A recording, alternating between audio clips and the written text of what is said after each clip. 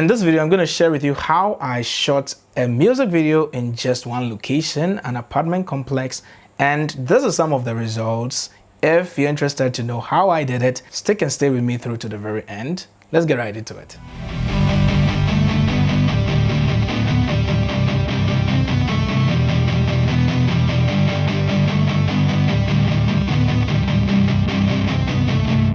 I found myself in a situation like this, shooting one whole music video in just one location, setting up lights to, make it look diverse and different, even though it's the same location.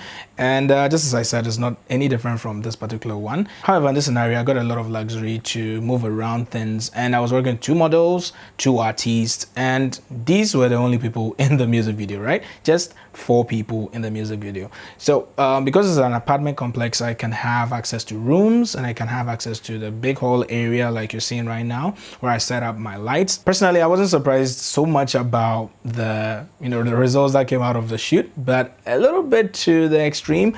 I was kind of not expecting the results that I got. I was mind blown because normally I have this kind of look that my music videos take, but this time around, it brought me to the realization that locations can really give your videos that look that you are probably looking for. So instead of shooting the same location in your comfort zone, how about you move out and explore newer places, and probably you might see a thing or two that you can learn from, and it can help you subsequently in your next couple of music videos that you're shooting in the future. In my situation, thankfully, I was happy that my environment had a lot of white walls all over. And the only part that was really contrasting is this particular background. The blue background of the curtains dropping down with a seat as a prop, also in the same color. And coincidentally, one of the artists, Strongman, who's one very wonderful rapper over here in Ghana, he coincidentally wore what he's wearing, and it actually conformed to the background, and it created a very good conceptual contrast with the featured artist Mr. Drew over here wearing brown. And if you compare the colors, how much dominion the blue has tells you who is featuring who. You get what I mean? This wasn't actually predetermined, but I was just lucky to have that. So the featured artist had just a couple of hours to be in Kumasi on the location we were shooting. He had to quickly go back to Accra, and I think it was just one flight that was remaining for that particular day, and so he had to spend just a few hours during the shoot. So I had just 3 hours to finish with his. So immediately he got to the set. The makeup artist had already completed with one model and was working on the next, so we started out in that way.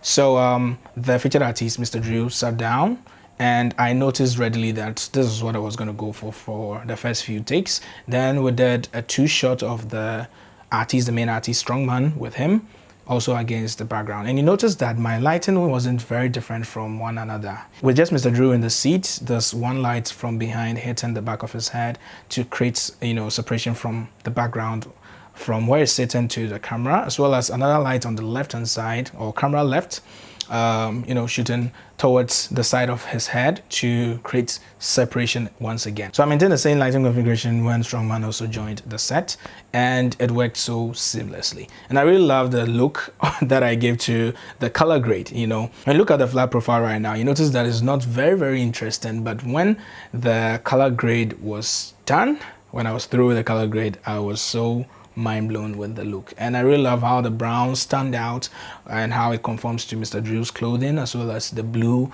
sticking out a whole lot more in the shot. And once again, because we had just 3 hours for the featured artist Mr. Drew, I needed to quickly have his shot done with the model. So luckily for me, just in time, or should I say, it gave me a lot of time when the makeup artist said she was done with the second model, who was meant for Mr. Drew. We went into the bedroom, and funny enough, I used the washroom or the bathroom as my set. And if I don't tell you that this is how we actually filmed, you can never tell if you look at the finished project, all right? So I planted a light inside the space, and I made them stand just right at the entrance of the bathroom. So I hit a light, a blue light, for him and the model, and I had someone in the room giving me fog to create some atmosphere and to also conceal what it was as the bathroom. So you can never actually tell unless you have a good looking at the behind the scenes like you're doing now. So that's one thing that you can do to always conceal your backgrounds. Let's say if you have a distracting background, you can use fog, but many a time I've noticed that a lot of filmmakers overuse the fog, and it's all across all your music videos, and it will get to a point where if you don't use it, you might not be creative, you get what I mean. So I didn't use it as much. That was the only avenue I used, that particular effect of the fog, and I changed it to an orange tone to have Mr. Drew standing there like you see in the video right now, and that was just from one light, and that was about that. And when we were done, he had to film him and the main artist in a set that we created real quick, put together some frames and all that. So this was all happening in a couple of hours, just 3 hours. I had to quickly do this so that he could leave back for Accra, where he came from. Once we were done with all of that, I had the chance to work with the models in the absence of the main artist was seen of the featured artist. So in his absence, we took the time off to shoot some part of the scenes at the pool that actually began the music video. I shot some exterior scenes of the foliage, some flowers and all that to just put it in there. And equally, we shot some shots in the pool itself. And so when we were done with that, we ran back upstairs, and I worked with the second model who was light-skinned, and because she wore red, I had to create some contrast. And because I had already used the blue background, I didn't have to use it again, so I needed to create yet another set.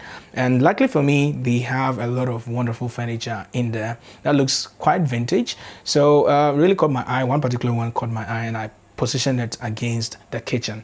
So that's how I lit that particular scene. 2 lights in the background, one hitting the foliage in the vase back there on the right, and I planted a practical light that's a table lamp next to it, and I equally put another light to hit her from the behind. So I had 2 lights coming from behind together with the practical light, and these 2 lights that are from behind are not to be seen. They are just to accentuate my subject out of the background.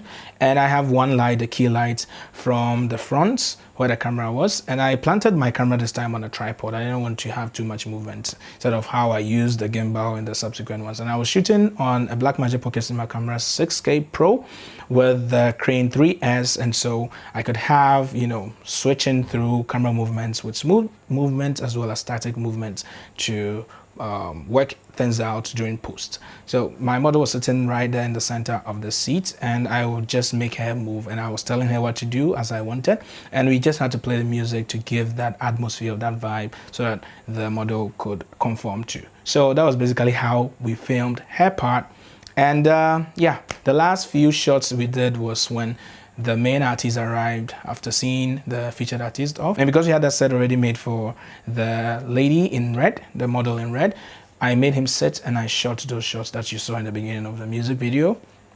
And basically, through and through, I shot predominantly almost everything on a tripod, and I pushed it in using keyframes and post-production to give a little bit of movement for the music video. So that's basically how I shot this particular scene, where they're in this white bedroom, the very same bedroom of which its bathroom was used for the featured artist and the model, where I used the orange and the blue lights. So I had my main artist Strongman sit in the white sofa with the bed behind him. I shot a shot with just him in the scene and a practical light on the camera left.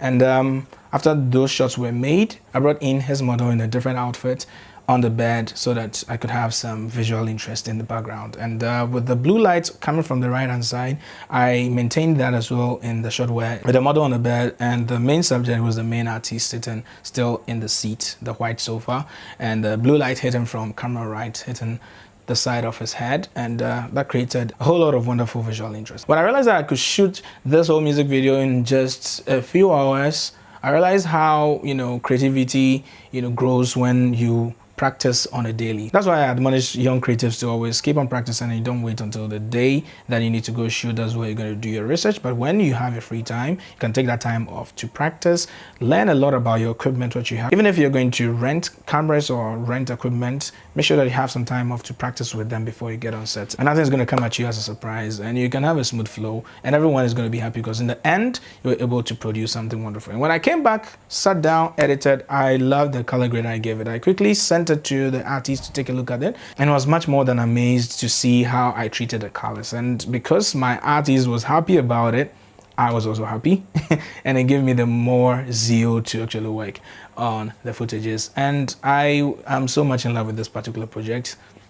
It talks a whole lot about how much I've grown and the work that I do, and I'm looking forward to creating a lot of projects, including my films, my projects, any kind of project. I need to, you know, always up my game and always stay ahead. And my own competition, as I always say. So anytime you work on any project, make sure that you beat what you did before. So this brings us to the end of the video. If you enjoyed it, please give it a thumbs up, subscribe to my channel, and turn on the post notification button so that next time you'll be the first to see the next video I upload over here on my YouTube channel. Don't forget to comment down in the comment section below. Tell me what you think about the project, and I'm going to catch you in the next video. Have a wonderful day. See ya.